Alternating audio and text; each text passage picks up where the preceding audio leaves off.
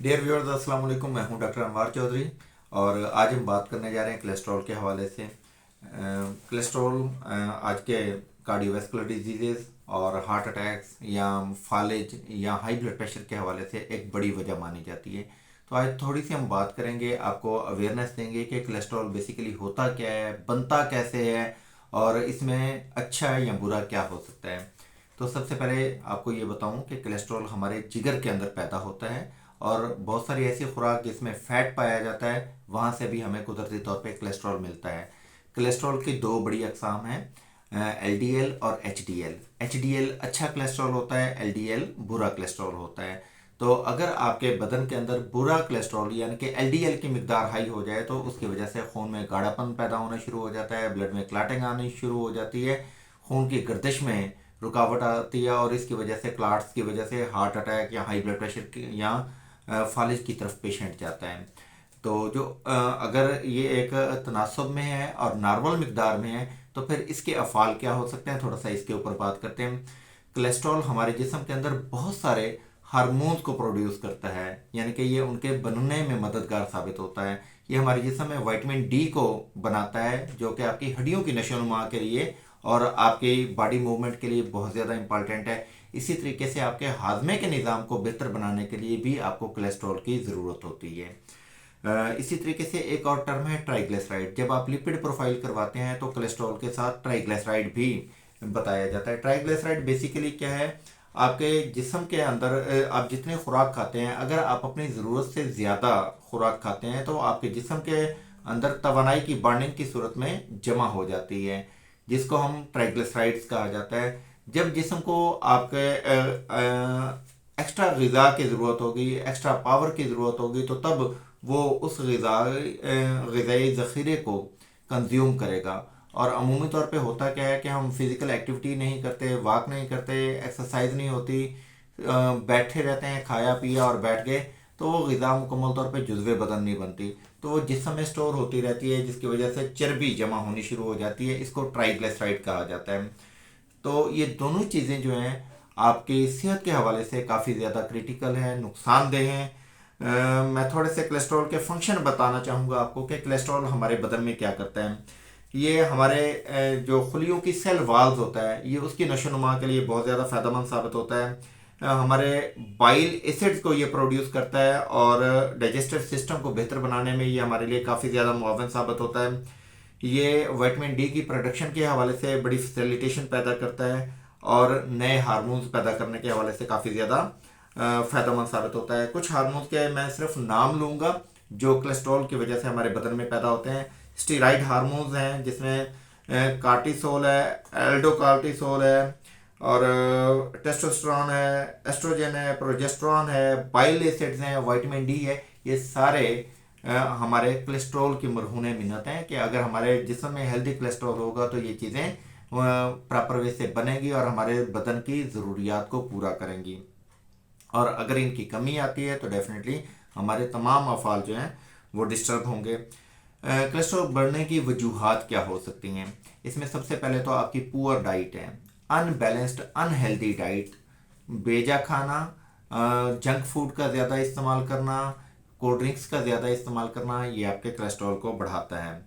Lack of exercise, अगर आप खाते हैं पीते हैं बैठ जाते हैं या लेटे रहते हैं सो जाते हैं, सेडेंट्री लाइफस्टाइल है आपका, तो तब भी आपका कोलेस्ट्रॉल बढ़ने के चांसेस काफ़ी ज़्यादा होते हैं। इसी तरीके से अगर आप स्मोकिंग करते हैं तो ये आपके कोलेस्ट्रॉल को बढ़ाती है।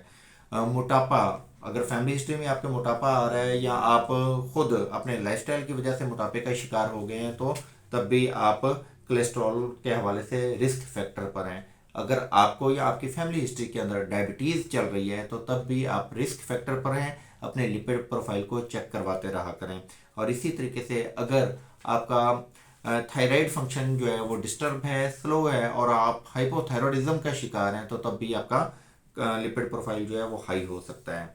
इसकी वजह से कौन कौन सी बीमारियां हो सकती हैं, थोड़ा सा उसके ऊपर बात कर लेते हैं। सबसे पहले हार्ट डिजीजेज, इसमें हाई ब्लड प्रेशर भी आ गया और हार्ट के मुख्तलिफ अकसाम की जो बीमारी हैं वो इसमें शामिल हैं।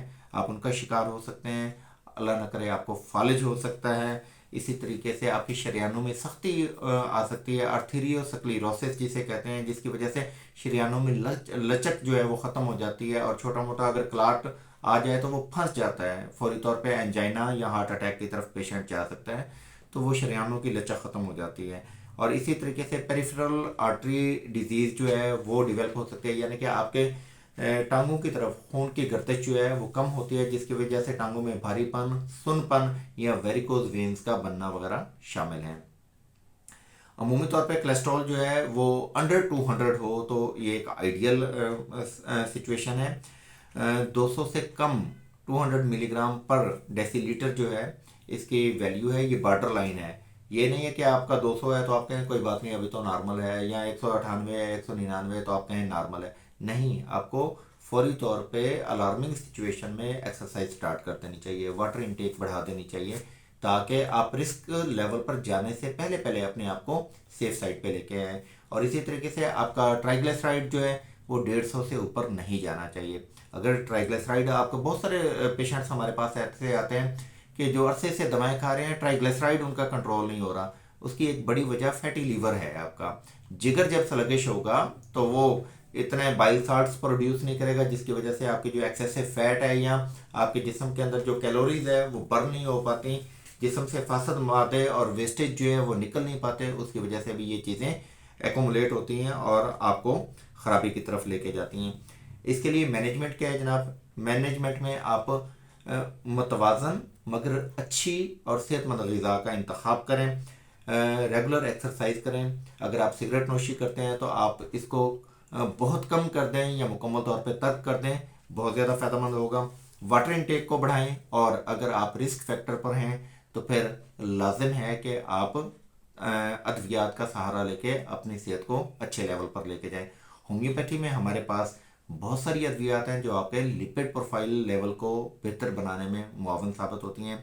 इसमें सर फहरिस्त चंद एक दवाओं के मैं नाम लूँगा। चैलिडोनियम है, चाइना है, चियोनेंथस, कार्डस मेरियनस बेहतरीन दवाएं हैं, कैलकेरिया फ्लोर है, लेसिथिनम है, ऑरोमेट है, कैलकेरिया कार्ब है, लाइकोपोडियम है। ये ऐसी दवाएं हैं जो कि आपके लिपिड प्रोफाइल को मैनेज करने में काफ़ी ज़्यादा हेल्पफुल साबित होती हैं। एलियम स्टाइवा एक बहुत अच्छी दवाई है जो कि आपके खून को पतला करती है। आर्निका एक अच्छी दवाई है जो आपके खून को पतला करती है और ब्लड सर्कुलेशन को एनहांस करके ना सिर्फ आपके लिपिड प्रोफाइल को मैनेज करती है बल्कि आपको रिस्क फैक्टर से निकालती है। तो ज़रूरत इस अमर की है कि आप अगर इन अवारदात का शिकार हैं तो हमें हमारे नंबर पर व्हाट्सएप करें अपने लिपिड प्रोफाइल की रिपोर्ट्स। हम आपकी रिपोर्ट्स को देखेंगे, उसके बाद इनफरादी सतह पर आपके लाइफस्टाइल को अंडरस्टैंड करके, आपके बीमारी को अंडरस्टैंड करके, आपकी अलामात के मुताबिक आपको बिलमिसल दवाओं का इंतखाब करके देंगे, जिनकी वजह से आप कम वक्त में अच्छी शिफा याबी की तरफ जाकर अपने आप को heart attack, high blood pressure और दूसरे रिस्क फैक्टर जो हैं उनसे सेफ साइड पे लेके जाएंगे। उम्मीद है कि ये वीडियो आपके लिए काफ़ी ज़्यादा वैल्यूएबल होगी। अगर आपको लगता है कि ये वीडियो वाकई अहम है और दूसरे आपके फैमिली मेम्बर्स को भी पता चलना चाहिए तो इसको लाजमी तौर पे शेयर कीजिए अपनी कम्युनिटी में, अपने ग्रुप्स में, ताकि दूसरे लोगों को भी इस अवेयरनेस के हवाले से अच्छी सेहत की तरफ हम लाने में मददगार साबित हो सकें। Best of luck.